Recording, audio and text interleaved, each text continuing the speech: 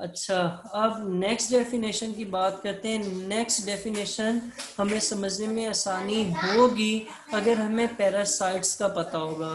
ठीक है, पैरासाइट्स ऐसे जानवर होते हैं या ऐसे ऑर्गेनिज्म होते हैं जो कि किसी दूसरे ऑर्गेनिज्म से खाना लेते हैं और रहने की जगह लेते हैं और वापसी में उसको नुकसान भी पहुंचाते हैं। ठीक है, कि उसका खाना जो है वो खुद खा लेते हैं, उनके रहने की जगह पे अपनी ग्रोथ इतनी ज़्यादा करते हैं कि उसके जिसकी जगह थी वो उसको रहने में मसला हो जाता है।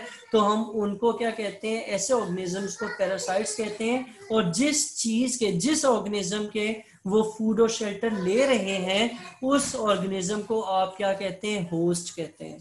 ठीक है, तो पैरासाइट और होस्ट को समझ लेंगे तो पैरासाइटोलॉजी समझ आएगी। तो पैरासाइटोलॉजी में आप किसको स्टडी करते हैं, स्टडी ऑफ पैरासाइट्स जो है वो पैरासाइटोलॉजी में आ जाती है। फिर आगे चलें तो बायोटेक्नोलॉजी है, बायो लाइफ टेक्नोलॉजी, जो एडवांसमेंट जो सारी टेक्नोलॉजी है उसकी बात है।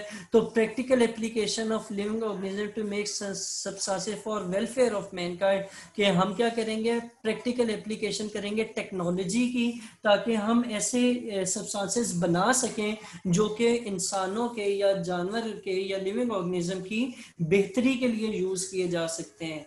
ठीक है, इसमें इंसुलिन प्रोडक्शन भी आ जाती है। हमें पता है कि शुगर के जो पेशेंट्स होते हैं, शुगर के जो पेशेंट्स होते हैं उनके लिए हम क्या यूज करते हैं, इंसुलिन यूज करते हैं। वो बनाने के लिए जो है वो मुख्तलिफ प्रोसेसेस होते हैं। तो वो बनाना जो है वो उसमें जो टेक्निक्स यूज होती हैं वो बायोटेक्नोलॉजी की होती हैं या बायोटेक्नोलॉजी के जरिए यूज की जाती है। इसी तरह डीएनए को देखना और जीन्स को मॉडिफाई करना भी अब तो हो जाता है। और बहुत सी चीज़ें होती हैं जो कि हम नेचुरल प्रोसेसेस को मुख्तलिफ टेक्नोलॉजी की चीज़ें यूज़ करते हुए जो है वो कर रहे होते हैं और टेक्नोलॉजी की चीज़ें यूज़ कर रहे होते हैं ताकि हम ऐसी सब्सटेंसेस बना सकें जो कि इंसानों के लिए फ़ायदेमंद हों।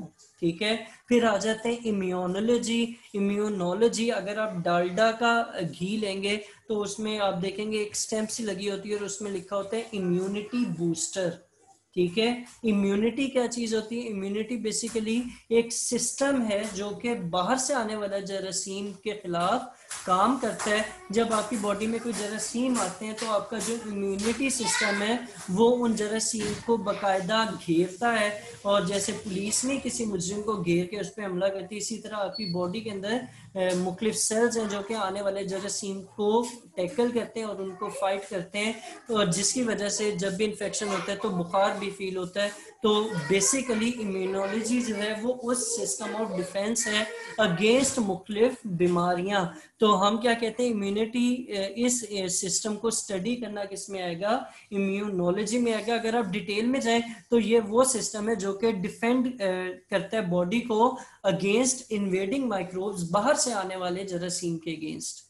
ठीक है, अच्छा फिर आ जाता है एंटोमोलॉजी। एंटोमोलॉजी आपकी, मेरा ख्याल है कि एक आधी शायद और भी होगी। एंटोमोलॉजी जो है ये आपकी स्टडी ऑफ इंसेक्ट्स है, मुख्तलिफ कीड़ों को स्टडी किया जाता है, उनका लाइफ स्टाइल। अगर आप वो नेशनल ज्योग्राफिक या आउटडोर इस तरह के चैनल्स आ रहे हैं टीवी में, उनमें देखेंगे तो कई दफ़ा वो सिर्फ चूंटियों को स्टडी कर रहे होते हैं। तो इंसेक्ट्स को स्टडी किया जाता है किसमें, एंटोमोलॉजी में। तो ये आपकी ब्रांचेस और डिविजन्स कंप्लीट हो गई हैं। ठीक है, अभी जो पढ़ा है इनमें कोई मसला है तो मुझे बताएं। फार्माकोलॉजी है, मैं कह रहा हूँ इनमें कोई मसला है तो वो बताएं। नहीं है, अच्छा जी। फिर आगे देखें तो एक और है जो हमसे मिस होने लगी थी। मिस क्या होनी थी, आगे अगले पेज पे बता ही देना था, लेकिन ये ब्रांचेस में इंक्लूड है इसलिए जो है वो आगे नहीं देखना मुनासिब, इसके साथ ही देखना मुनासिब है।